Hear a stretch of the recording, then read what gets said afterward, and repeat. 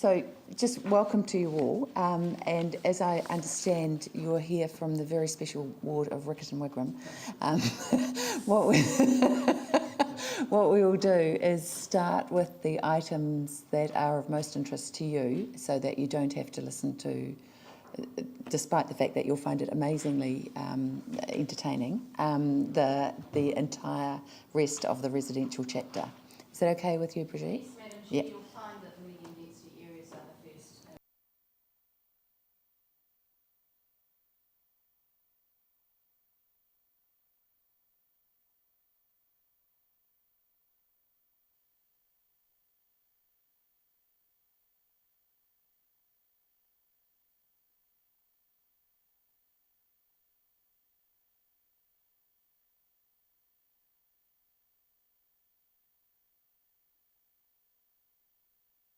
Thursday the 17th, where we only got through half of the industrial chapter. So today we're here to begin residential. Then we have another meeting later this week on industrial contaminated land, and then we have another day on natural hazards and subdivision. Now, you'll recall that on those first chapters, the process that we've been through is we've had some time with you to go through in detail each of the chapter, and then on the following workshop, we've come back to you with just areas in orange where we have made changes according to the discussion and where we've got to our understanding of what you, the councillors, have wanted to see on the chapters.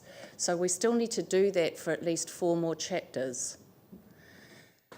So this is the second part of the process, and you see in big letters at the bottom there, I've got the words that we require up to an additional 2 days in order to finish this program to meet that 28th of June public notification of these first 8 chapters. And while we can't do that right here and right now, my comment would be to you, for us to be able to achieve this time frame, we would need to get those additional days workshop in before the 12th of May, which is the final ERCAL committee, where we would then sign off all of the changes that you have given us and the revisions that have been made that have come to you through workshops. So just to take you through quickly the papers that you have on your desk, you should have the draft residential chapter and the section 32, which is this black bound copy. You should have a copy of the proposed medium density areas and the changes to that, and we'll also put those up on the screen today, given that we have members of the public with us. You should have a map of potential local convenience retail areas. That's the one with the sort of green stars on it. You also asked for, and the Mayor asked for, a list of private plan changes and how they may impact on this program. I would bring your attention to the back of the list, where there are 4 private plan changes that are contained within this first 8 chapters to be notified in June. So they are ready to go along for notification, and they are all greenfield business or residential areas. And the last thing that was asked for, and I'm not sure if it was Councillor Johansson or others, there are a series of maps here that indicate to you confined, semi-confined and unconfined aquifers for you to have reference to at your leisure. So today we are only focusing on the residential chapter, and I have with me members of the team who have been responsible for drafting this chapter and the section 32. And we thought we should all be here because of the interest in this chapter and the number of issues that there are perhaps to go through. So if I could just introduce Scott Blair, who's the chapter leader, Sarah Oliver, John Scallon, Ekin Sarkin, who's an urban designer. I have our technician here to make sure that I can run this program, and Brent Pizzi here, who's a council legal counsel for the council, in-house counsel.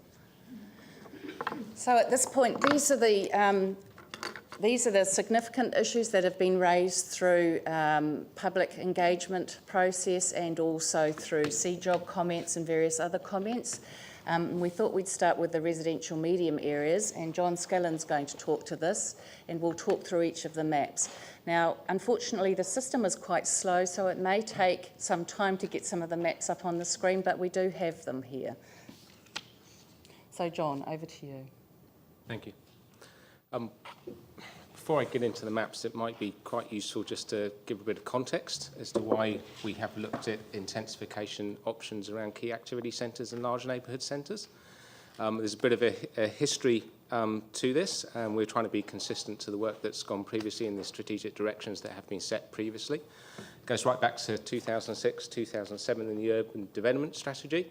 To cut a long story short, the output of the urban development strategy was a mix of consolidation and greenfield growth across the city.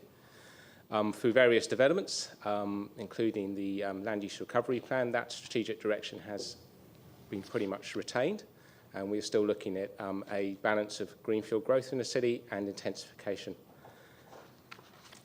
The focus for intensification in the city is really from a number of avenues. There's ongoing infill, which is development in existing Living 1, Living 2, and to a certain extent Living 3 zones. There's also an element of intensification in existing medium density enabling zones, which are Living 2 and Living 3. And also, perhaps the most pertinent issue today is the issue of additional areas for medium density around key activity centres and large neighbourhood centres. So at the start of this process, we undertook an analysis of all the centres which would qualify as an activity centre given the definition in LURP, Land Use Recovery Plan. And from there, we went through a process of identifying the most appropriate centres. So LURP directs us through the regional policy statement to look at the key activity centres and large neighbourhood centres. And of all those centres across the city, for various reasons, we selected 10 centres initially to look at in further detail. So the key activity centres, to name a few, the likes of Riccarton, Barrington, Papanui, Linwood, Shirley, and a number of others. So what we did then was to look at what would be the most appropriate area around those centres to look at initially as a focus for study. And we based this on core accessibility criteria and some logical boundaries where they existed. The core accessibility criteria is a 10-minute walk, approximately 800 metres distance. And this gave us our study area. Without taking anything else into consideration, this is what we focused on initially. So after that, we moved on to stage 2, following public consultation on, again, that study areas, which is what the public received in their information packs.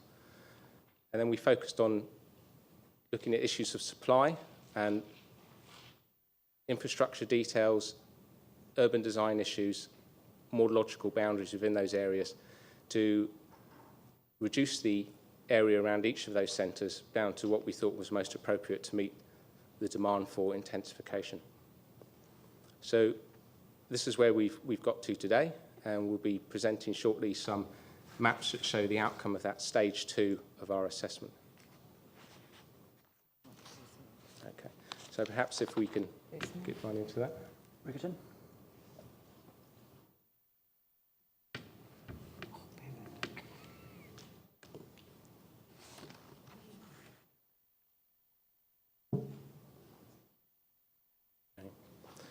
So this is Riccarton here.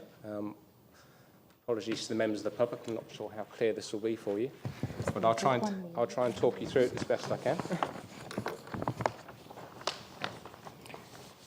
We do have a large map here, which we can also pass around, given the clarity of this. Can you guys read that okay at the back? You probably know it very well anyway, I suspect.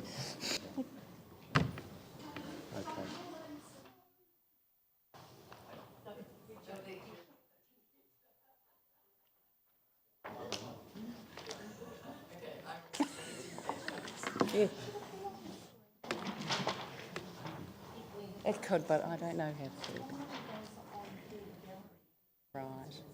Right. Okay. All right. I can ask somebody to.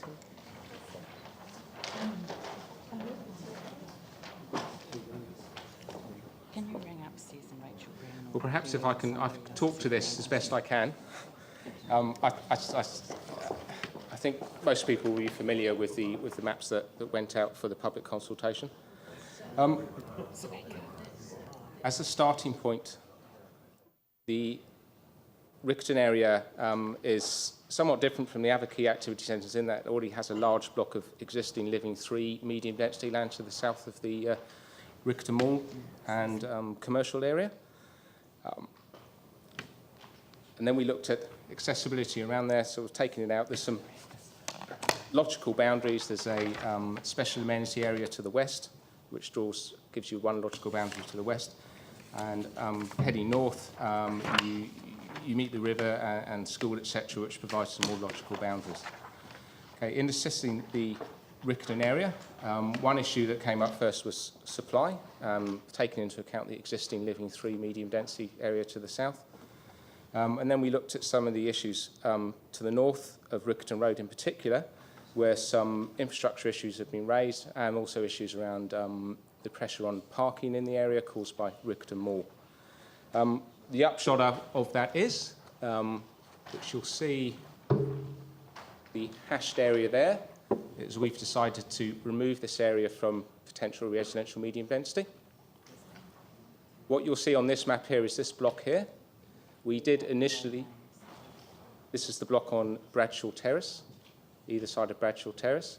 We initially thought that this would be an inclusion. However, advice received from our wastewater infrastructure engineers this past week have indicated that we should also remove that area as well. So, yes. Yeah. Yeah.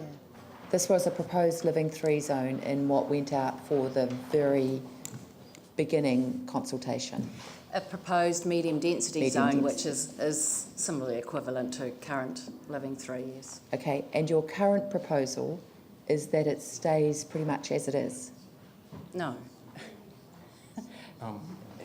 No, sorry, I have misheard. Okay. Isn't it? Yes. At present, the area to the north of Riccarton Road is a mix of Living 1 and Living 2 zones. The proposal now is that we do not zone that area to residential medium density. It would become residential suburban, and part of that will retain effectively a Living 2 overlay. In effect, there's no change. So the hashed area, which was originally in the proposal is for medium density to be changed from Living 1 to medium density, that hashed area is now showing that that will be taken out. So we can all go now. That's just where I'm trying to get to, because I'm sure you've realised that you want other things in. So I just want to be clear. So areas that are now showing that you're very familiar with, because I think. Yes.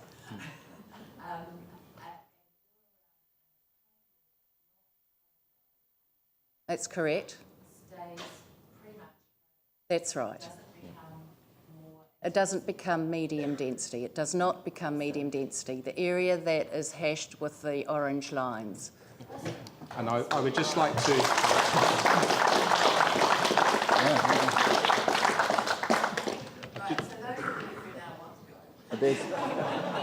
There's just one more point just to confirm. May affect some of you. 1 point to confirm. 1 point to confirm. The area around Bradshaw Terrace, which is this area here, which is not hashed. However, that will have the same status as what's around it. That's some late advice received around that area, and so that area will also be unchanged. Yeah. Yeah. Yes. Yes.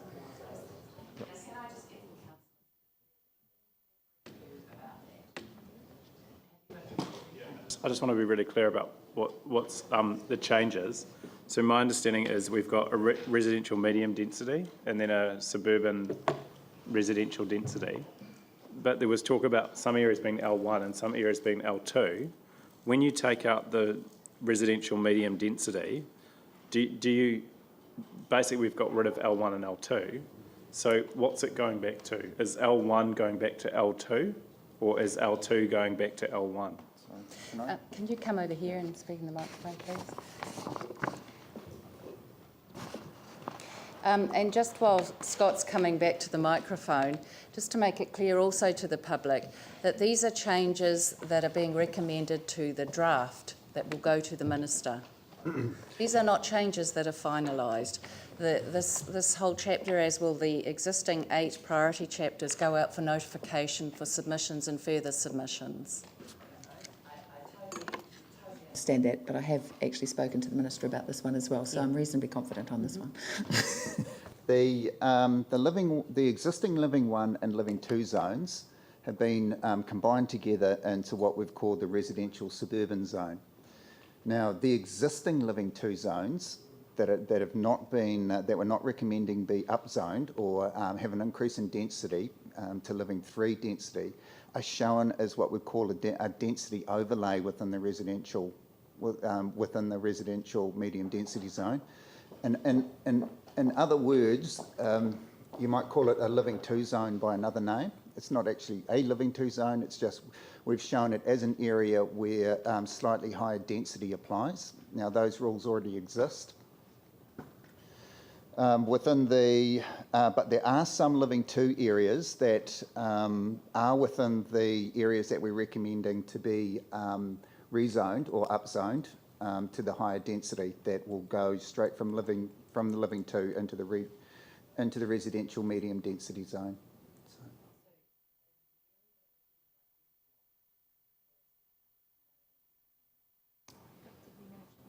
No. What I'm trying to understand is what is that? Where in the L1, the existing L1, are you intensifying to what is the residential suburban density? So effectively, as I understand it, what you're saying is, yeah, L2's pretty much got its own little area. There'll be a little bit that goes probably into that new residential suburban overlay, but then there's also L1 that's going to be intensified to an L2 level as part of the proposal. Yeah, that's correct. Can you just show us where that is in terms of this map? And just give me an understanding of what the difference will be from what currently exists there in terms of L1 to what the residential density the residential suburban will allow. Is it working? So for Riccarton, there's actually a very small area. Jason, if you could just scroll to the west there on that map. There is a small area here where the zone is currently Living 2, and that will transition to residential medium density. This area here is Living 2 as well. We will not be including this area because the wastewater constraint there associated with the Riccarton interceptor is not supported of intensification at this time. There's no actual Living 1 upzones. In Riccarton, there are no areas transitioning from Living 1 to residential medium density. To residential suburban. So my understanding is residential suburban still enables a higher degree of intensification than what you've currently got in Living 1. No, it doesn't. It is effectively the same density as the Living 1, but the land use, the Living 1 and the residential medium density have the same minimum allotment sizes and residential density requirements. Other parts of the LERP from last December have introduced other intensification mechanisms, though. So, but that's through the LERP. That's right. The final question I have, so this has been taken out because the infrastructure can't cope. How many other areas, how did it get in here in the first place if that was the case? And how many other areas have we checked to ensure that infrastructure can or can't cope? We are going through each of the medium density areas with you now up on the maps, and we're showing you how they are to change, or how we're proposing they change depending on what your feedback is. And they're reducing for various reasons. Infrastructure is one of them. All have been checked against infrastructure, but that's only one of the criteria that we've used to reduce them. And then what we want to do is go through a simple table with you to show how we can still meet intensification within the existing suburban areas as it is required through the Land Use Recovery Plan. What I'm trying to understand is, given that we could never provide the infrastructure, how did these areas get in the first place? Surely that you do that before you intensify, so you know whether it's feasible. I don't understand. There seems to be the process doesn't seem to have worked. No, John began by talking about the criteria that we use to initially identify areas that may be appropriate for medium density. Okay, and those were the basis of the maps that went out for public engagement. Since then, we've done further work to refine them based on looking at those criteria more, more deeply. So, John, if you just want to recap how we came up with the first set of maps, and then as we go through each of the maps, we will give you the reasons why they have reduced in size. And Madam Chair, just a comment on this, on the statutory context here. When the draft plan change went out for consultation, the RMA requires that it's consultation whilst the draft is being considered, whilst it's under preparation. So it wasn't a case of officers concluding their views on anything before consulting. It was consultation while officers are forming their views. And part of that is further investigations, further information gathering. It seems to me that we put the community through a huge angst, which unnecessarily, because we haven't checked on the most basic thing, is whether infrastructure can cope with extra development.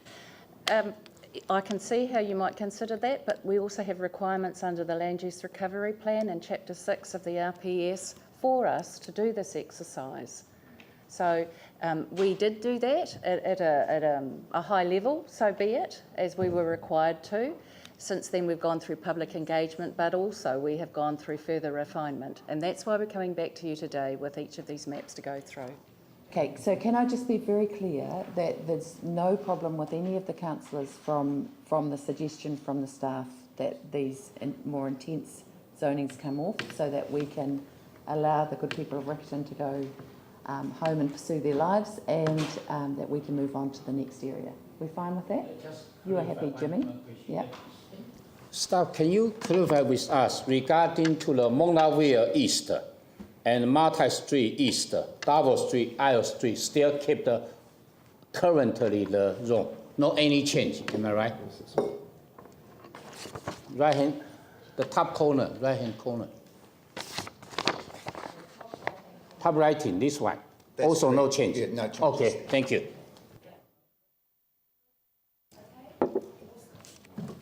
Excellent first move. Next map. Thank you. And we'll just wait for 1 minute, so if people want to leave, they may. Thank you for coming. It's always a pleasure to see you.